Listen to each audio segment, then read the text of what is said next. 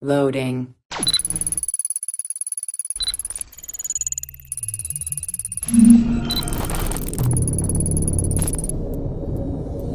Welcome to Access the Animus.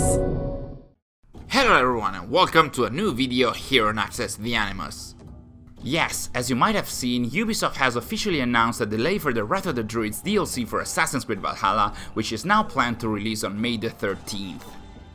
In the video, we're going to briefly debate the pros and cons of that, along with having a look at the brief new footage about Ireland that was recently released, before moving on to discuss the several pieces of news about the DLC that recently came out of an interview by TheGamer.com with Associate Narrative Director Hugo Sahuquet, and sharing some additional information and theories about them. If you enjoyed the video, please consider liking it, subscribing to our channel and turning the notifications on so you won't miss any of our future updates. And with that out of the way, let's get into the news for the Wrath of the Druids DLC of Assassin's Creed Valhalla.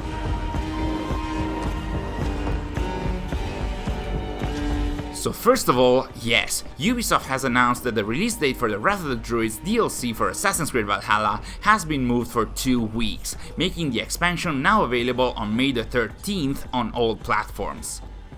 Now, of course this doesn't come as a positive news, and more often than not, the delays for games and DLCs mean that those are not in an awesome or even releasable state, like Cyberpunk 2077 last year, but to a degree and on the positive side, this will give the devs at Ubisoft Bordeaux and the other studios working on the DLC more time to polish it and to iron the various potential kinks.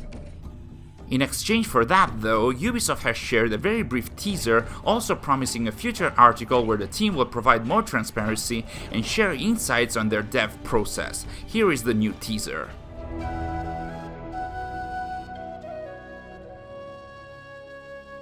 Now, we have discussed this on our social media, but if you're not following us in there, and why wouldn't you? We have some sort of compensation of our own for the bad news about the expansion's delay. There is a whole lot of official information about the DLC itself, coming from an interview by TheGamer.com with Associate Narrative Director Hugo Sahuquet. Thus, we're going to share the various bits of news and we're going to discuss them along with sharing some additional information and theories based on them.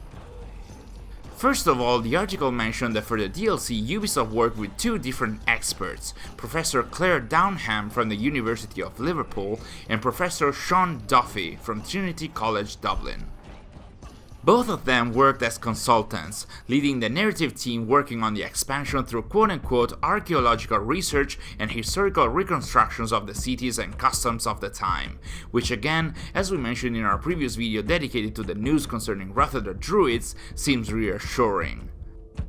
We also now know that the DLC will be set 8 decades after the first Viking raid in Ireland and 40 years after they first settled in Dublin. Now, according to Wikipedia, the first recorded Viking raid in Irish history occurred in 795 AD, when Vikings, possibly from Norway, looted the island of Lambay, which lies in the Irish Sea off the coast of North County Dublin in Ireland. Moreover, again according to Wikipedia, the book Chronicon Scotorum and the Annals of Clonmacnoise ascribe the first taking and possession of the Danes in Dublin to 837 AD, even though the actual attempt to conquer and then to settle in Dublin took place in 841 AD, when they seized the ecclesiastical settlement called Dublin and established a long fort or naval encampment nearby. Thus, as the statement said, 8 decades after the first Viking raid in Ireland and 40 years after they first settled in Dublin, we can imagine the DLC to take place sometime around 875 to 885 AD, which makes it likely, but not confirmed, to take place after the final events of the main game, which took place in January of 878 AD with the Battle of Chippenham and King Alfred fleeing to Athelney in the marshes of Somerset. We also know that the DLC will try and depict the shared history between the Irish and the Vikings, and an example of that, as mentioned by the Associate Narrative Director, is that at the time of the events of the DLC, a new generation was emerging in Ireland, the so-called Norse Gaels, born from marriages between Norse and Gaelic people. These marriages, according to Sahuquet, were used both by the Norse and the Irish to secure the other's protection, land, or assistance. The Norse Gaels went on embracing both of their cultures, and because of this, Dublin soon became a very cosmopolitan city, which is something that was also teased in the post-launch trailer for the game. Delving more in the context of the DLC, according to the associate narrative director, at the time of the portrayed events, the Viking expansion in Ireland was already over, as they had already been defeated by King Eadh Findleath, who was one of the High Kings of Ireland who reigned from 862 to 879 AD. As mentioned by Sahuquet, after defeating the Vikings, Eadh Findleath installed a Norseman, Barith mac Ivar, as King of Dublin, and he will be one of the main characters in the DLC. It's interesting to see this will be a character in the DLC, as Mac Ivar means son of Ivar, and according to some sources, this Ivar is sometimes identified with Ivar the Boneless, who of course appeared in the game. We're going to have to wait and see if this is going to be portrayed too. The article also mentioned that the narrative team that worked on the DLC made it so in the story that Barith was chosen by Eadh Findleath, quote-unquote, exactly because he was a Norse Gael, born from an Irish mother, so there's a chance that the theme of peace between Irish and Vikings and them working together might not just be mentioned, but also explored in depth.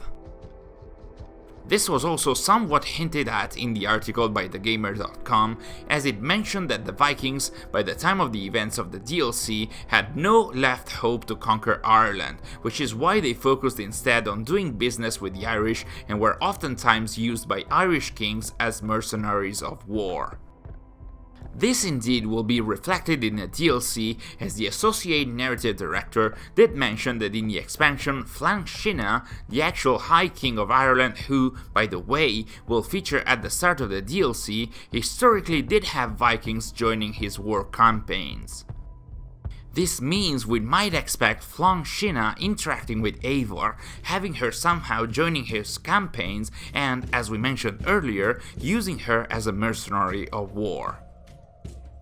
Mentioning Flann Sinna as a main character of the DLC might also very much help us with dating the DLC itself, or confuse us even further.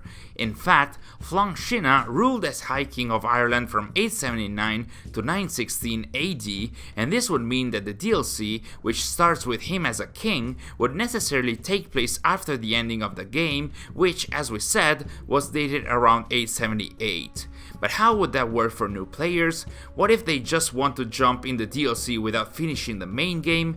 Will we see a similar approach to that of Assassin's Creed Origins, with a preset of skills, abilities, power level, etc., or will we see a new system? As usual, we're going to have to wait and see. And that was it for today's video. What do you think of these news about the Wrath of the Druids DLC? Are you excited or bummed after listening to them? Let us know in the comments below. Thanks for watching, and we'll see you in our next video.